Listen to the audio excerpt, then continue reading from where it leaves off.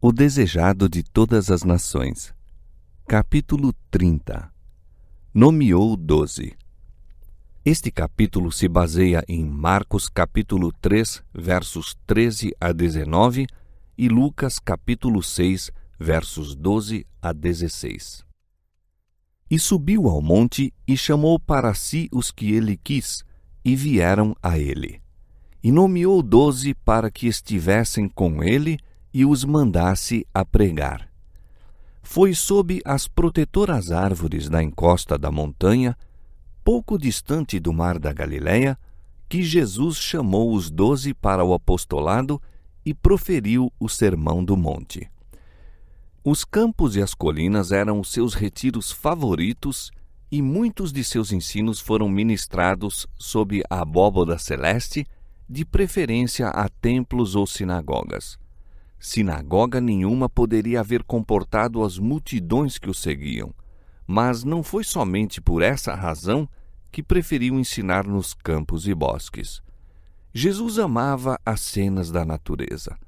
Para ele, todo quieto retiro era um sagrado templo. Fora sob as árvores do Éden que os primeiros habitantes da terra encontraram seu santuário. Ali se comunicara Cristo com o Pai da humanidade. Quando banidos do paraíso, nossos primeiros pais ainda adoraram nos campos e bosques, e ali os procurava Cristo com o evangelho de sua graça. Fora Cristo que falara com Abraão sob os carvalhais do Manre, com Isaque quando saía a orar no campo à tardinha, com Jacó nas colinas de Betel, com Moisés nas montanhas de Midian e com o jovem Davi quando apacentava os rebanhos. Fora por instruções de Cristo que, por 15 séculos, os hebreus haviam deixado suas habitações durante uma semana todos os anos, vivendo em cabanas feitas de ramos verdes, de formosas árvores, ramos de palmas, ramos de árvores espessas e salgueiros de ribeiras.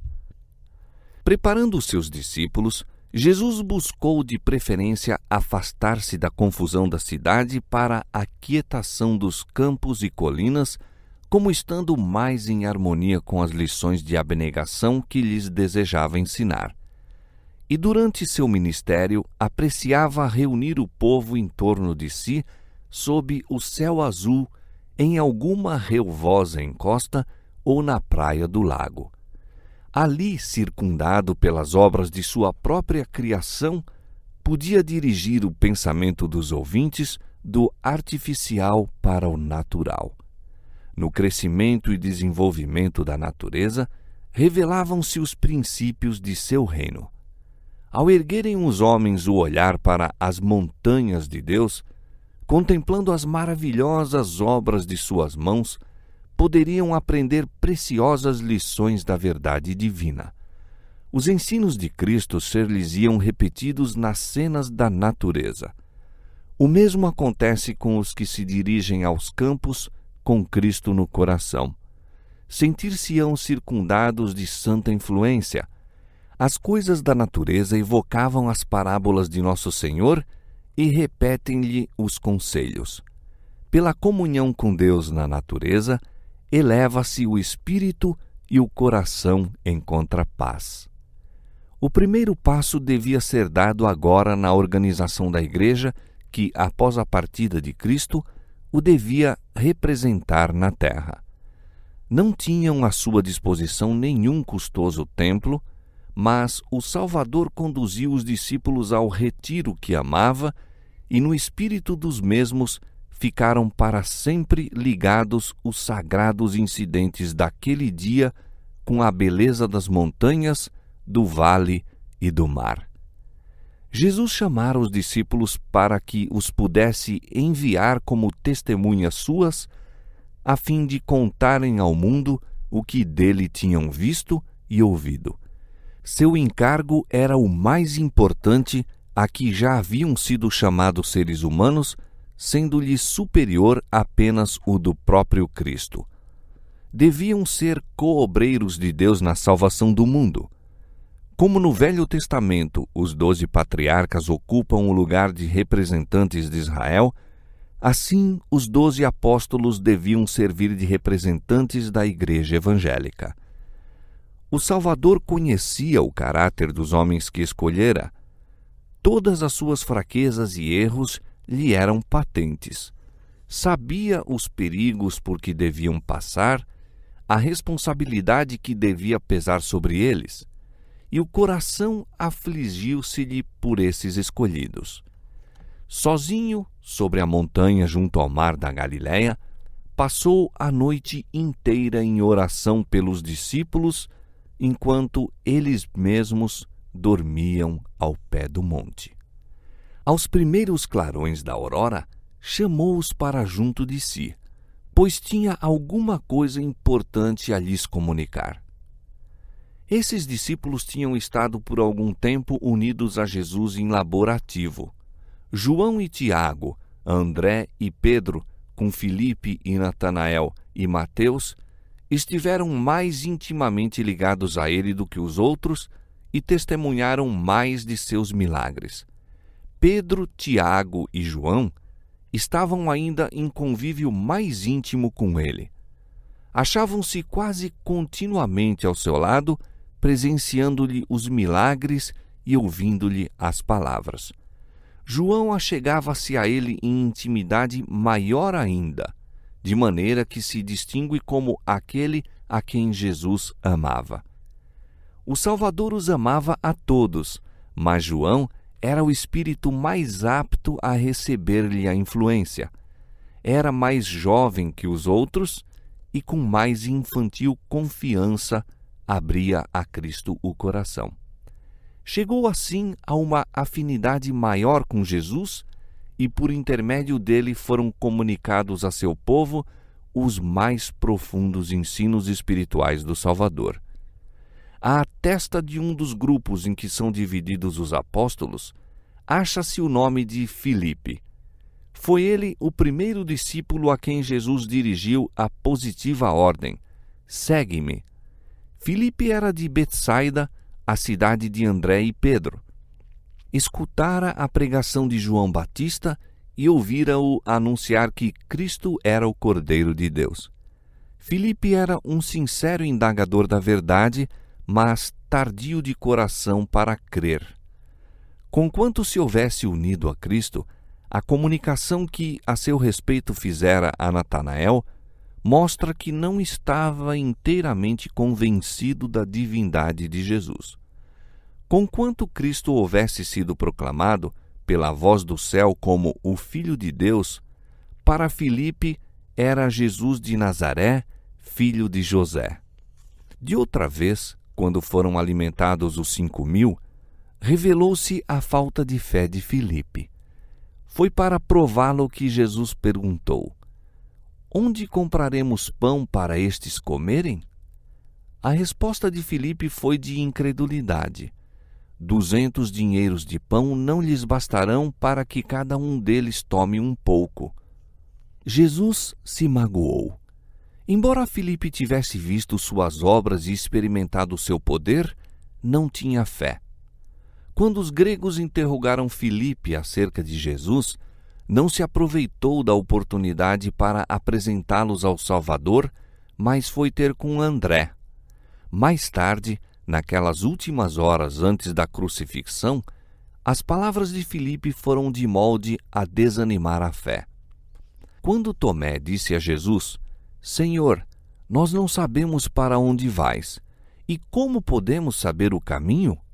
O Salvador respondeu: Eu sou o caminho e a verdade e a vida. Se vós me conhecesseis a mim, também conheceríeis a meu Pai. De Filipe partiu a resposta de incredulidade: Senhor, mostra-nos o Pai, o que nos basta. Tão tardio de coração, tão fraco na fé era aquele discípulo que por 3 anos estivera com Jesus. Em feliz contraste com a incredulidade de Filipe, estava a infantil confiança de Natanael. Era homem de natureza intensamente fervorosa, homem cuja fé se apoderava das realidades invisíveis. Todavia, Filipe foi aluno na escola de Cristo e o Divino Mestre lidou pacientemente com sua incredulidade e espírito tardio. Quando o Espírito Santo foi derramado sobre os discípulos, Filipe tornou-se um mestre segundo as normas divinas. Sabia de que falava e ensinava com uma certeza que levava convicção aos ouvintes.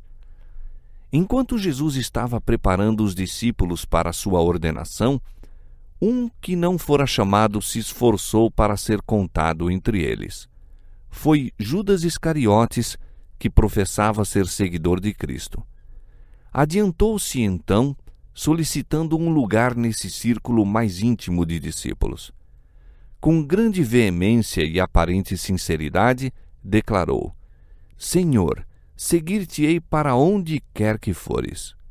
Jesus nem o repeliu, nem o acolheu com mostras de agrado, mas proferiu apenas as tristes palavras: As raposas têm covis e as aves do céu ninhos, mas o Filho do Homem não tem onde reclinar a cabeça. Judas acreditava que Jesus fosse o Messias, e ao unir-se aos discípulos, esperava assegurar para si alta posição no novo reino. Essa esperança quis Jesus tirar com a declaração de sua pobreza. Os discípulos estavam ansiosos por que Judas fosse contado entre eles. Tinha imponente aparência, era dotado de perspicácia e habilidade executiva, e eles o recomendaram a Jesus como pessoa que lhe seria de grande utilidade na obra. Surpreenderam-se de que o recebesse tão friamente. Os discípulos tinham ficado muito decepcionados de que Jesus não houvesse buscado obter a cooperação dos guias de Israel. Achavam que era erro não consolidar sua causa com o apoio desses homens de influência. Houvesse ele repelido a Judas, e teriam em seu íntimo posto em dúvida a sabedoria do Mestre. A história posterior de Judas revelar-lhes-ia o perigo de permitir qualquer consideração mundana influir no julgar a capacidade de homens para a obra de Deus. A cooperação de homens como os que os discípulos estavam ansiosos por conseguir teria entregue a obra nas mãos dos piores inimigos. Todavia, quando Judas se uniu aos discípulos, não era insensível à beleza do caráter de Cristo. Sentia a influência daquele poder divino que atraía almas ao Salvador. Aquele que não viera quebrar a cana trilhada, nem apagar o fumegante pavio, não repeliria essa alma enquanto nela houvesse um único desejo que o atraísse para a luz. O Salvador lia o coração de Judas, sabia as profundezas de iniquidade a que, se o não livrasse a graça de Deus, havia ele imergir. Ligando a si esse homem, colocou-o numa posição em que poderia ser dia a dia posto em contato com as torrentes de seu próprio abnegado amor. Abrisse ele o coração a Cristo, e a graça divina baniria o demônio do egoísmo, e mesmo Judas se poderia tornar um súdito do reino de Deus. Deus toma homens tais como são, com os elementos humanos de seu caráter, e os prepara para seu serviço, caso queiram ser disciplinados e dele aprender. Não são escolhidos por serem perfeitos, mas apesar de suas imperfeições, para que, pelo conhecimento e observância da verdade, mediante a graça de Cristo, se possam transformar à sua imagem. Judas teve as mesmas oportunidades que os outros discípulos. Escutou as mesmas preciosas lições, mas a observância da verdade exigida por Cristo estava em desarmonia com os desejos e desígnios de Judas, e este não queria ceder suas ideias a fim de receber sabedoria do céu. Quão ternamente tratou o Salvador àquele que havia de ser seu traidor. Em seus ensinos, demorava-se sobre os princípios de generosidade que feriam pela raiz a cobiça. Apresentava diante de Judas o odioso caráter da ganância e muitas vezes compreendeu o discípulo que seu caráter fora descrito, apontado seu pecado, mas não queria confessar e abandonar sua injustiça. Era cheio de presunção e, em lugar de resistir à tentação, continuava em suas práticas fraudulentas. Cristo estava diante dele, exemplo vivo do que se devia tornar caso colhesse o benefício da mediação e ministério divinos. Mas, lição após lição, caiu desatendida aos ouvidos de Judas.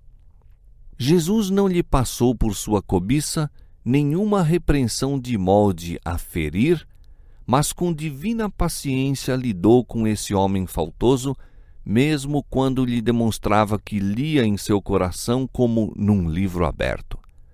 Apresentou-lhe os mais altos incentivos para proceder retamente e, rejeitando a luz do céu, Judas não teria desculpa. Ao invés de andar na luz, Judas preferiu conservar seus defeitos. Maus desejos, vingativas paixões, sombrios e malévolos pensamentos eram nutridos até que Satanás tomou inteiro domínio sobre o homem. Judas tornou-se um representante do inimigo de Cristo. Quando ele se pôs em contato com Jesus, tinha alguns preciosos traços de caráter que se poderiam haver tornado uma bênção para a igreja.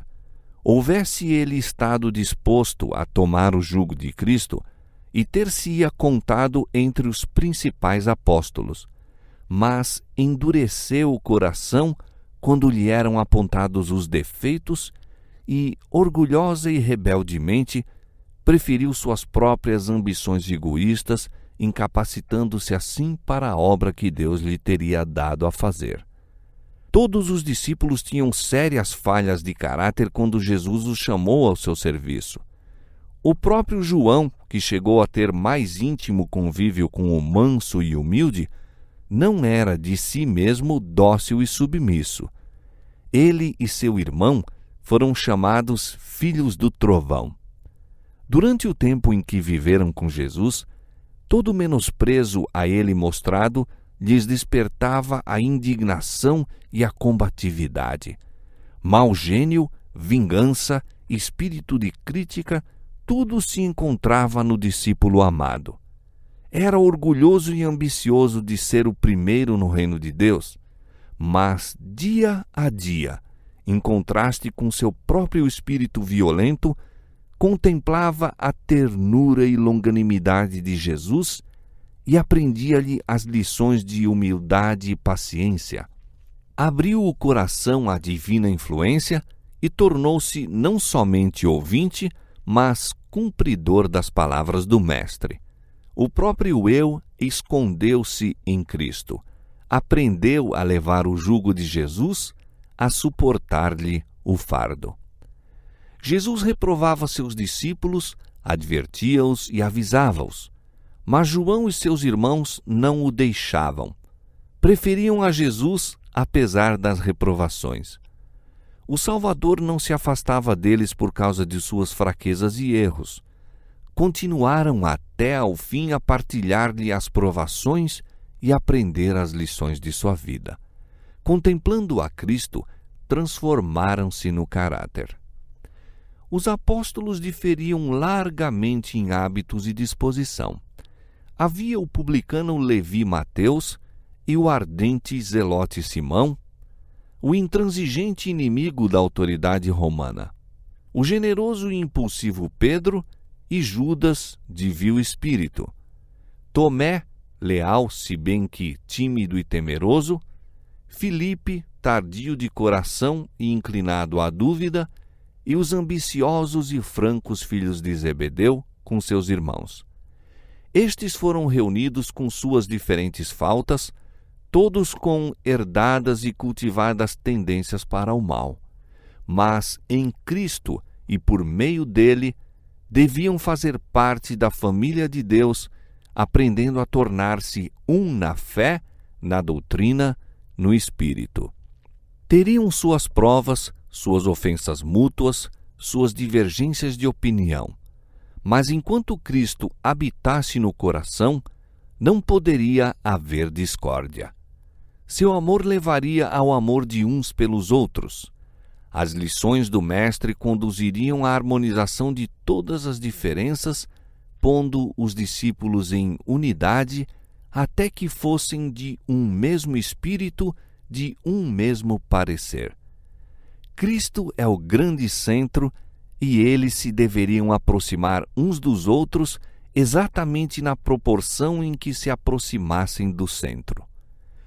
Quando Cristo concluiu as instruções aos discípulos, reuniu em torno de si o pequeno grupo, bem achegados a ele, e ajoelhando no meio deles e pondo-lhes as mãos sobre a cabeça, fez uma oração consagrando-os à sua sagrada obra. Assim foram os discípulos do Senhor ordenados para o ministério evangélico. Cristo não escolheu para seus representantes entre os homens anjos que nunca pecaram, mas seres humanos, homens semelhantes em paixões àqueles a quem buscavam salvar. Cristo tomou sobre si a humanidade a fim de chegar à humanidade.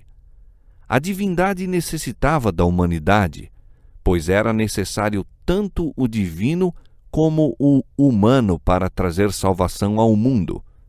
A divindade necessitava da humanidade a fim de que esta proporcionasse meio de comunicação entre Deus e o homem.